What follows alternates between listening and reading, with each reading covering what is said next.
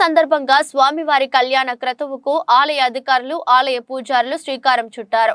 శ్రీ సీతారామచంద్ర స్వామివారి కళ్యాణ క్రతువులో భాగంగా హోలీ పౌర్ణమి సందర్భంగా శ్రీ సీతారామచంద్ర స్వామివారి కళ్యాణ తలంబ్రాలు తయారీకి భక్తులు భారీగా తరలివచ్చారు.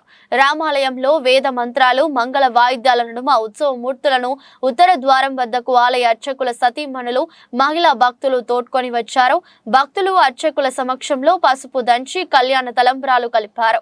హోలీ పౌర్ణమి సందర్భంగా శ్రీ సీతారామచంద్ర స్వామివారి కళ్యాణ క్రతువులో భాగంగా శాస్త్రోక్తంగా పసుపు కొట్టి స్వామివారి కళ్యాణ తలంబ్రాల తయారీకి శ్రీకారం చుట్టారు. ఈసారి కూడా ఉత్తర ద్వారం వద్ద కళ్యాణ పనులు ప్రారంభించారు. ఏప్రిల్ 17, 18 తేదీలలో జరగనున్న శ్రీ సీతారామచంద్ర స్వామివారి తిరు కళ్యాణ బ్రహ్మోత్సవాలకు ఏర్పాట్లు ప్రారంభమయ్యాయి.